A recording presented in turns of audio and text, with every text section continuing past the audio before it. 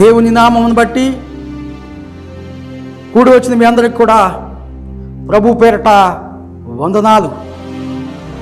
మనము క్రమంగా ధ్యానిస్తున్నటువంటి లేఖన భాగము బుద్ధి మంతుడు అనే సబ్జెక్ట్ని మనము ప్రస్తావన చేస్తూ ఉన్నాము. మనిషి విస్తారంగా మాట్లాడితే దానిలో దోషం ఉంటుందంట. అయితే తన పెదవులను మూసుకొని వాడు బుద్ధిమంతుడంట. ఎవరంట? పెదవులని మూసుకొని వాడు బుద్ధిమంతుడు.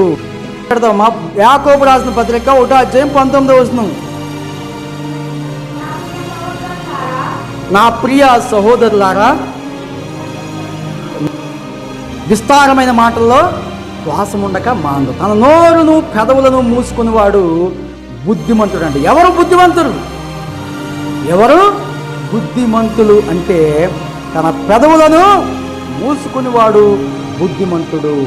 యాకోబు రాసిన పత్రిక 1:19 చూసినప్పుడు, సహోదరులారా మీరు ఈ సంగతి ఎరుగుదురు గనుక ప్రతి మనుషుడు వినుటకు వేగురపడివాడును, మాటలాడుటకు నిదానించువాడును, కోపించుటకు నిదానించువాడునై ఉండి నుండవలెను. చూడండి, మాట్లాడేటప్పుడు సక్రమంగా వినాలి, అతిగా మాట్లాడకూడదు. కాబట్టి ఇక్కడ కోపించుటకు నిదానించువాడిగా ఉండాలి, మాట్లాడుటకు ఆలోచించి మాట్లాడాలి. Think before talk. మాట్లాడే ముందు ఆలోచించాలి. కాబట్టి ఆలోచన లేకుండా మాట్లాడకూడదు. బుద్ధిమంతులు ఈ విధంగా ఉంటారు. అలాగా తన పెదవులను మూసుకునేవాడు బుద్ధిమంతుడు. ఇంకా మనం చూసినప్పుడు యాకోబు రాసిన పత్రిక 3:2-12 చూసినప్పుడు అక్కడ వాడని కంట్రోల్ చేయడానికి సుక్కానిని వాడతారు. సముద్రంలో వాడ కంట్రోల్ చేయడము వాడ నాయకుడికి బాగా తెలియను. గుర్రాన్ని తోలే వ్యక్తికి గుర్రాన్ని కంట్రోల్ చేయటము తెలియను.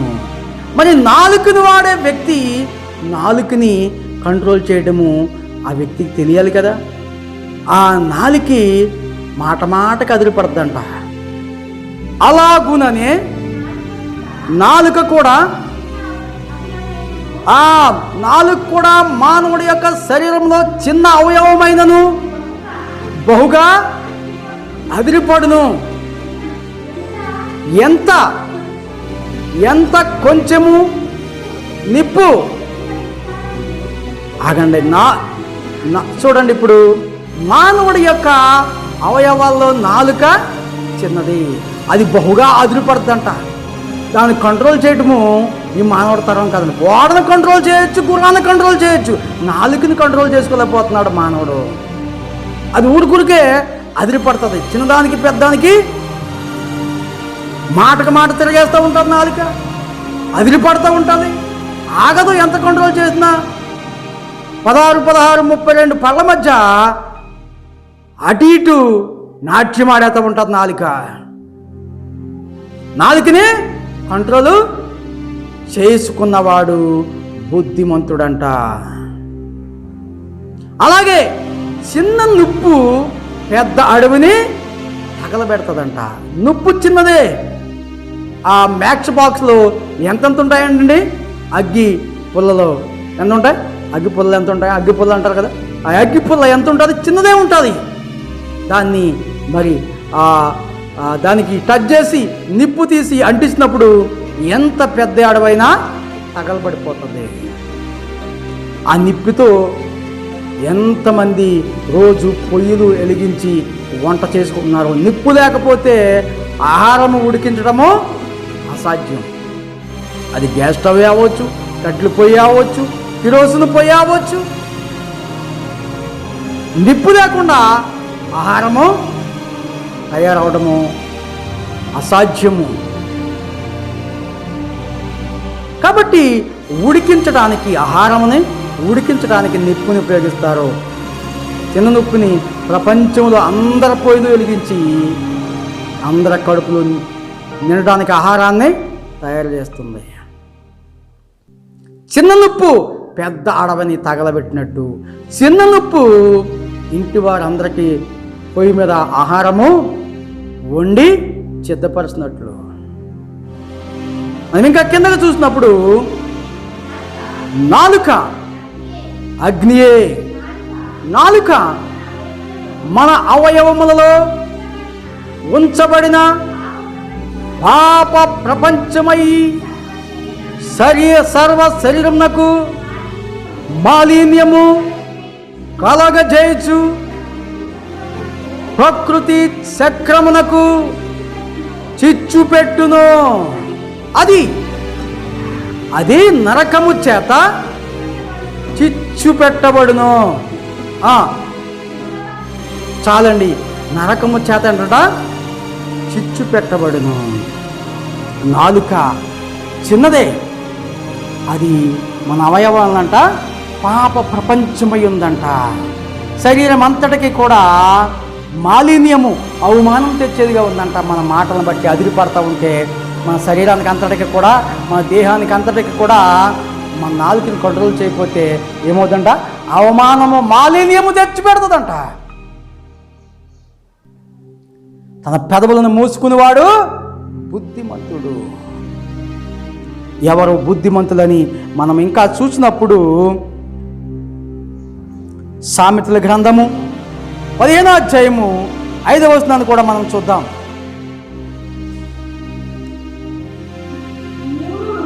మూఢుడు తన తండ్రి చేయు శిక్షను తిరస్కరించును, గద్దింపునకు లోబడువాడు బుద్ధిమంతుడు. ఏంటంట? గద్దింపుని ఏం చేయాలంటే కుమారులు కానీ కుమార్తెలు కానీ యజమానుడు కానీ అధికారి కానీ పై అధికారులు కానీ గద్దించినప్పుడు ఏం చేయాలంట? గద్దింపుకు లోబడాలంట. లోబడివాడు ఏమవుతాడు? బుద్ధిమంతుడు అవుతాడంట.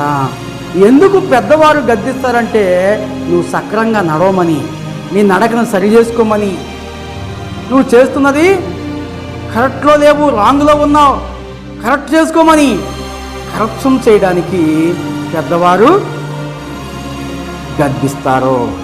ఆ గద్దింపుని ఏంటంటే ఆ గద్దింపుకి ఏం చేయాలి? లోబడాలి. లోబడితే నువ్వు బుద్ధిమంతుడిగా ఉంటావు.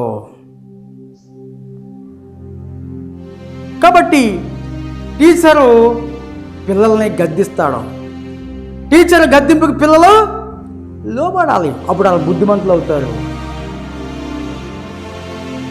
అలాగనే మనం ఇంకా చూసినప్పుడు సామెతల గ్రంథము 15వ అధ్యాయం 4వ వచనంలో మనం చూసినప్పుడు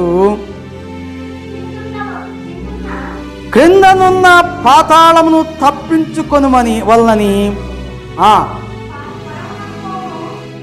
కిందనున్న పాతాళము తప్పించుకుని వల్లని బుద్ధిమంతుడు పరమునకు పోవు జీవ మార్గం నడుచుకొనును. చూడండి, బుద్ధిమంతుడు ఏం చేస్తాడంట? కింద ఏముంది? పాతాళం ఉంది. ఆ పాతాళమే నరకం. ఆ పాతాళం తప్పించుకోవాలని బుద్ధిమంతుడు పరమునకు పోయేటువంటి జీవ మార్గాన్నే నడుచుకుంటాడంట. ఆ జీవ మార్గం ఎక్కడుంది? యేసుక్రీస్తు ప్రభు చెప్పాడు, యేసు నేనే మార్గమును సత్యమును జీవమును, నా ద్వారా తప్ప ఎవడనో తండ్రి యొద్దకి రాడు. ఆ పరమ అంటే పైనున్నది పరలోకము, కిందున్నది పాతాళము. పాతాళలోకంకి వెళ్ళిపోకుండా పరమునకు వెళ్ళుటకు బుద్ధిమంతుడు తన నడకని సరి చేసుకుని బుద్ధిగా నడుచుకుంటాడంట. అందుకని అపోస్తలుడైన పౌలు అంటాడు, పైనున్న వాటినే వెతుకుడి. కాబట్టి మనము పైనున్న వాటిని వెతకాలి. భూ సంబంధమైన వాటి మీద మనసు పెట్టుకోనుకుడి. కింద ఏముందంట? పాతాళం ఉంది. కాబట్టి పాతాళం వైపు వెళ్లకుండా మన లోకం వైపు మనము మనసును పెట్టేవారిగా ఉండాలి. మనం ఇంకా చూసినప్పుడు సామెతల గ్రంథం 17వ అధ్యాయము 10వ వచనాన్ని కూడా చూద్దాం. బుద్ధిహీనునికి 100 దెబ్బలు నాటునంత కంటే బుద్ధిమంతునికి ఒక గద్దింపు మాట లోతుగా నాటుతుందంట. బుద్ధిమంతుడికి ఒక్క మాటే నాటుతుందంట. మనిషికో మాట, గొడ్డుకో దెబ్బ అన్నారు పూర్వీకులు. అలాగే బుద్ధిమంతుడైతే ఒక్క మాటకే తాను సక్రంగా నడుస్తాడు. అందుకని ఇక్కడ ఏమున్నది? బుద్ధిమంతునికి ఒక్క గద్దింపు మాట లోతుగా నాటును. లోతుగా అంటే మనసులోకి వెళ్ళిపోద్ది. ఒక్క మాట చాలా లోతుగా వెళ్ళి దానికోసం ఆలోచన చేసి దాని ప్రకారంగా నడుచుకుంటాడో మంచి మాట. బుద్ధిమంతుడికి ఒక్క మాట చాలు, అనేక మాటలు అవసరం లేదు. కాబట్టి బుద్ధిమంతుల యొక్క లక్షణము అది. మనం ఇంకా చూసినప్పుడు అదే సామెతల గ్రంథంలో 9వ అధ్యాయము 8-9 వచనాలు మనం చూసినప్పుడు అక్కడ ఆ బుద్ధిమంతునికి ఆ మాట ఎలా నాడుతుందో ఇక్కడ అర్థవంతంగా వివరించబడింది. అపహాసుకుని గద్దింపుకో, గద్దించిన ఎడల వాడు ద్వేషించు. అపహాసుకుడికి ఏమి చెప్పకూడదు మనం. వాడు ఏం చేస్తాడంటే వాడికి మంచి చెప్పినా చెడ్డగా అర్థం చేసుకుంటాడు. తర్వాత మన మీద ఏమిటి కక్ష పెట్టుకుంటాడు అపహాసుకుడు. అదే బుద్ధిమంతుడైతే ఏం చేస్తాడో 9వ వచనంలో రాయబడి ఉంది. జ్ఞానము గలవానిని గద్దింపుగా వాడు నిన్ను ప్రేమిస్తాడు. జ్ఞానం గలవాడిని గద్దిస్తే వాడు ఏం చేస్తాడంటే నిన్ను ప్రేమిస్తాడు. జ్ఞానం గలవాడిని గద్దించమన్నాడు కానీ బుద్ధిహీనుడిని గద్దించొద్దు అన్నాడు. వాడు మన మీద పగట్టుకుంటాడంట. వాడికి మంచి చెప్పినా చెడ్డగా కనపడుతుంది, చెడ్డగా వినపడుతుంది. మంచిగా పిలిస్తే వాడికి బూతుగా కనపడుతుంది, వినపడుతుంది. కాబట్టి మనము బుద్ధిమంతునికి ఒక్క మాట, గద్దింపు మాట లోతుగా నాడుతుంది. బుద్ధిమంతుడిని గద్దిస్తే అతడు నిన్ను ప్రేమిస్తాడు. పగవాడంట అనేకమైన ముద్దులు పెడతాడంట. అయితే మరి పగవాడు అనేకమైన ముద్దులు పెడతాడు కానీ నీ స్నేహితుడు ఏం చేస్తాడు? నిన్ను గద్దిస్తాడంట, ప్రేమిస్తాడు. నిన్ను ప్రేమించేవాడు ఎప్పుడు నిన్ను గద్దిస్తాడు. అది మనము గ్రహించాలి, గ్రహించేవారిగా ఉండాలి. అదే సామెతల గ్రంథము 27వ అధ్యాయము 12వ వచనాన్ని మనం చూసినప్పుడు బుద్ధిమంతుడంట అపాయం వచ్చుట చూచి దాగొనును. చాలండి, బుద్ధిమంతుడు ఏం చేస్తాడు? అపాయం వచ్చుట చూసి దాక్కుంటాడు. అక్కడ తన అపాయానికి గురవడు, ప్రమాదం నుండి తప్పించుకుంటాడు.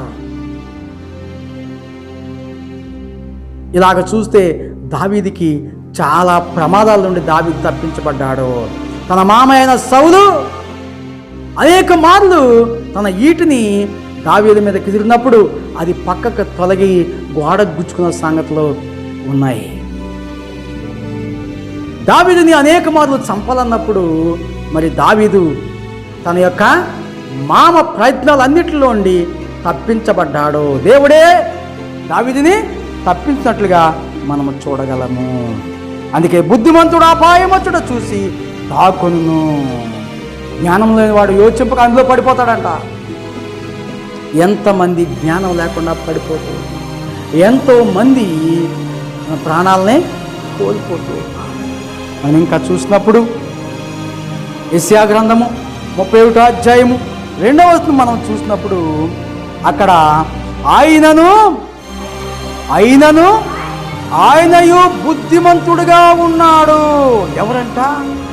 ఇజ్రాయేల్ ప్రజలు ఏం చేస్తున్నారంటే వారు ఎన్నిసార్లు వారిని దేవుని యొద్దకు తీసుకొచ్చి దేవుని మార్గంలో నడుపుతున్నా సరే ఇజ్రాయేల్ ప్రజలు ఏం చేస్తున్నారంట, ఐగుప్తులో ఉన్నటువంటి ఆలోచనలు, ఐగుప్తులో ఉన్నటువంటి ఆ జ్ఞానం కోసము, ఐగుప్తులో ఉన్నటువంటి ఆహారం కోసము వాళ్ళు ఐగుప్తు వంకే చూస్తూ ఉన్నారంట. అందుకనే దేవుడంట ఆయనయు బుద్ధిమంతుడిగా ఉన్నాడు.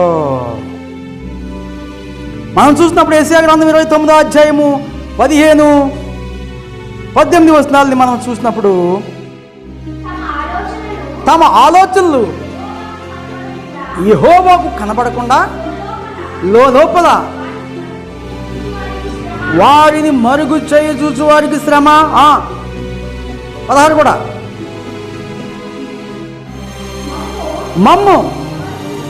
మమ్మల్ని ఎవరు చూస్తారు, మా పని ఎవరికి తెలియను అనుకొని చీకటిలో తమ క్రియలు జరిగించే వారికి శ్రమ. అయ్యా వీరు ఎంత మూర్ఖులు, అయ్యో వీరు ఎంత మూర్ఖులు. కుమ్మరికిని మట్టికిని భేదమేమీ లేదు, యోచింపదగునా చెప్పబడిన వస్తువు తాను చేసిన వాని గురించి ఇతడు నన్ను చేయలేదు అనవచ్చునా. రూపింపబడిన వస్తువు రూపించిన వాని గురించి ఇతనికి బుద్ధి లేదు అనవచ్చునా. చూడండి, తండ్రులు కొడుకుల్ని కూతుర్ని కంటారు. నువ్వు నన్ను ఎందుకు కన్నావు, నీకు బుద్ధి లేదా అని అనవచ్చునా. దేవుడు మట్టి నుండి మానవుని తయారు చేశాడు, చేసిన తర్వాత బుద్ధి లేదా అని దేవుణ్ణి అనవచ్చా.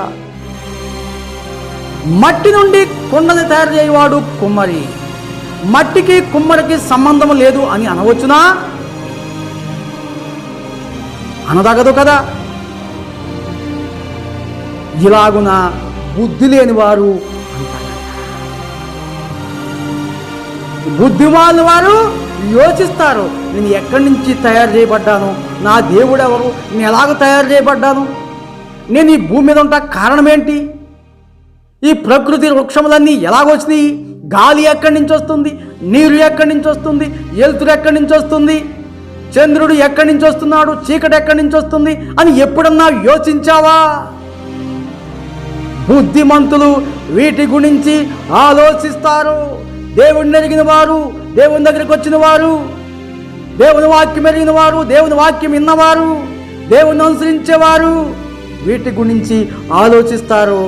బుద్ధిమంతుని గురించి తెలుసుకుంటారు, బుద్ధి తెచ్చుకుని బుద్ధిమంతుని మార్గంలో నడుచుకుంటారు.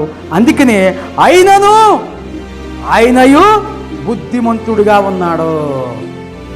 దేవుడు వీళ్ళలో దేవునికి వ్యతిరేకమైనటువంటి విధంగా ఆలోచించినప్పుడు కూడా దేవుడు బుద్ధిమంతుడిగా నోరు మెదపుకోకుండా వాళ్ళకు కూడా వాన కురిపిస్తున్నాడు, గాలి వీచ చేస్తున్నాడు.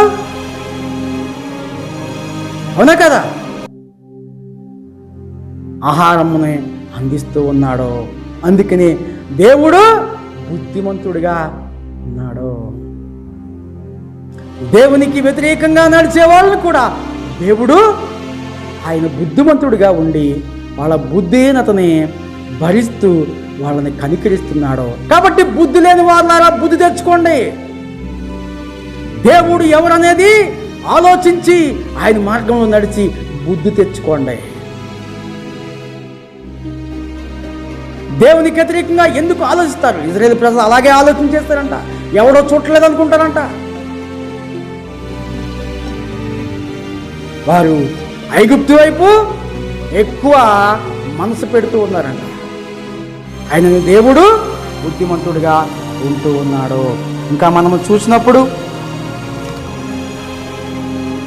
ఆమోసు గ్రంథము 5వ అధ్యాయము 13వ వచనము, ఎందుకు మనము నోరు మూసుకోవాలంటే ఇది చెడు కాలము అని ఉంటుంది. అక్కడ ఇది చెడు కాలము గనుక ఈ కాలమున బుద్ధిమంతుడు ఊరకుండును.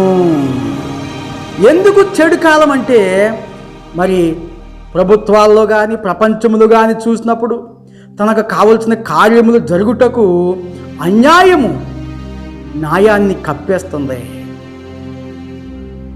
అనేక సార్లు తనకు కావలసిన కార్యము జరుగుటకు లంచాలు ఇచ్చుట కూడా జరుగుతుంది. అవునా కదా? అయినమో కార్యాలు అలాగే జరుగుతూ ఉన్నాయి.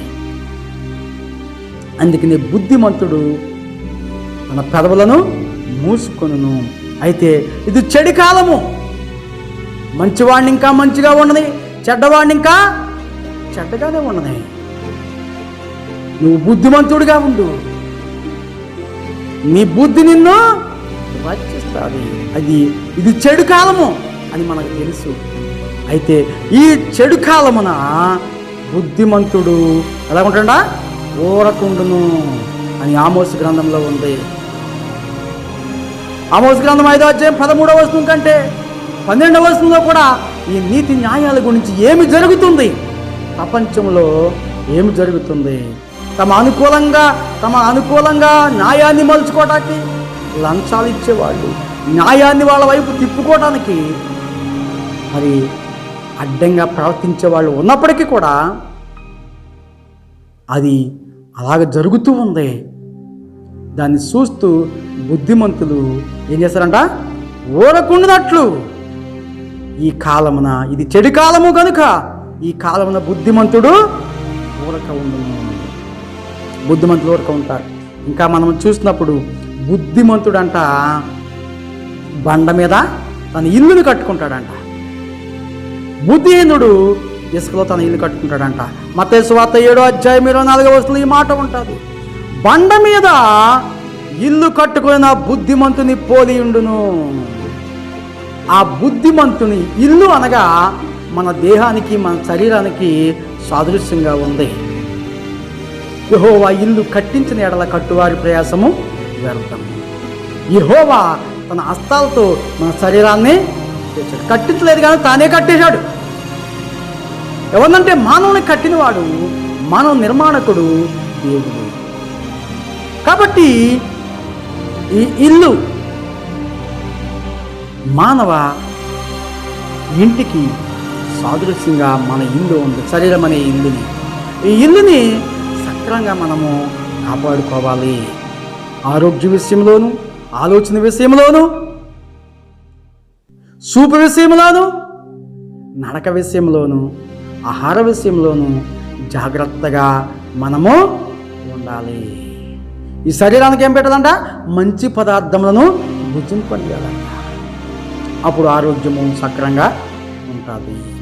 ఈ ఇల్లుని మనం సక్రంగా చూసుకోవాలి. ఈ ఇంట్లో ఏముందంట? హృదయం ఉన్నది.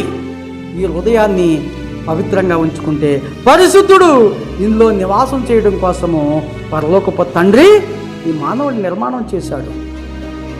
అయితే దీనికి చోటు ఉంటుందా దేవుడు ఉండటానికి? బుద్ధిమంతుడు తన ఇల్లుని ఎక్కడ కట్టుకుంటాడంట? బండ మీద. కొరింథీ పత్రిక మరి 10వ అధ్యాయం 4వ వచనంలో, 4వ అధ్యాయం 10వ వచనంలో ఆ బండ క్రీస్తే అని ఉంటాడు. బండ మీద, క్రీస్తు అనే బండ మీద తన ఇల్లు కట్టుకుంటాడు బుద్ధిమంతుడు. బుద్ధిమంతుడు తప్పకుండా ప్రభు సంధికి అటెండ్ అవుతాడు. బుద్ధిమంతుడు తప్పకోకుండా పరం వైపు చూస్తాడు, ప్రార్థన చేస్తాడు, పాపాలను ఇడిచిపెడతాడు. తన నోరిని ఏం చేస్తాడంట? కాచుకుంటాడు, కంట్రోల్ చేసుకుంటాడు. మనము ఏ విధంగా ఉంటున్నాము, ఏ విధంగా మనము నడుచుకుంటున్నాము. కాబట్టి బుద్ధిమంతుడు మన ఇల్లు, ఇంతకుముందు వాక్యంలో నేను చెప్పాను ఆల్రెడీ, బుద్ధిమంతుడు బండ మీద తన ఇల్లు కట్టుకుంటాడు, బుద్ధిహీనుడు ఇసుక మీద తన ఇల్లు కట్టుకుంటాడు. వాన వచ్చెను, వరదలు వచ్చెను, మరి బండ మీద కట్టబడ్డ ఇల్లు సురక్షితంగా ఉంది, ఇసుకలో కట్టబడిన ఇల్లు. ఎందుకంటే ఇంటికి సాదృశ్యంగా మన దేహం ఉంది.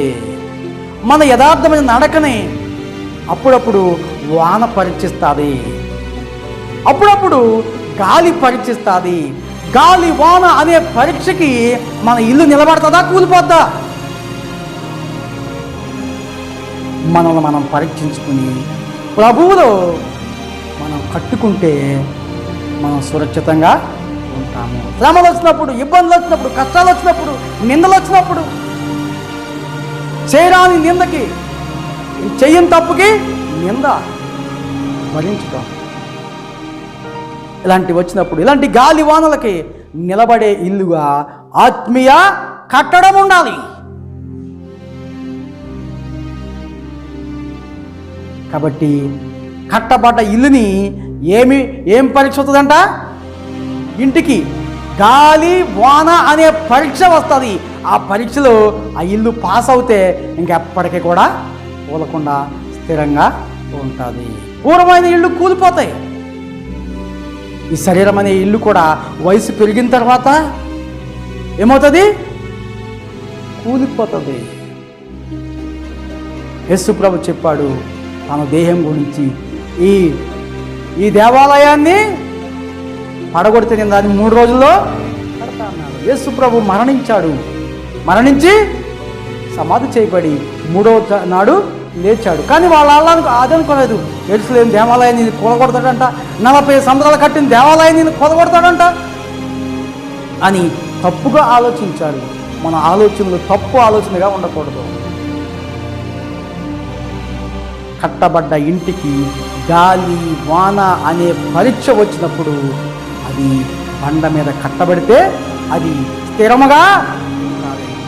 నీవు నేను కూడా ప్రభువులో స్థిరంగా మనము విశ్వాసిస్తే, స్థిరంగా ప్రభువుని ఆరాధిస్తే, స్థిరంగా ప్రభు సన్నిధిలో మనం అటెండ్ అయ్యి ప్రభువు మాట మీద నమ్మిక ఉంచి ఆయన మాట ప్రకారాన్ని, ఆయన మాటని అనుసరించే వాళ్ళు వినేసి వెళ్ళిపోవడం కాదు, వచ్చినవాళ్ళు వచ్చినట్టు వెళ్ళిపోవడం కాదు. చెప్పిన మాట ప్రకారము, వాక్య ప్రకారము విని దాన్ని అనుసరించాలి. అప్పుడే బుద్ధిమంతుడిగా నీవు ఉంటావు. కాబట్టి అట్టి రీతిగా నీవు బుద్ధిమంతుడు అని ప్రభు చేత అనిపించుకునేవాడిగా ప్రభు ఇంట్లో మనం జీవించి ఆ ప్రభువుకి మహిమ తెచ్చేవాడిగా జీవిద్దాము. ఇట్టి జీవితాన్ని మనందరికీ దేవుడు అనుగ్రహించునుగాక.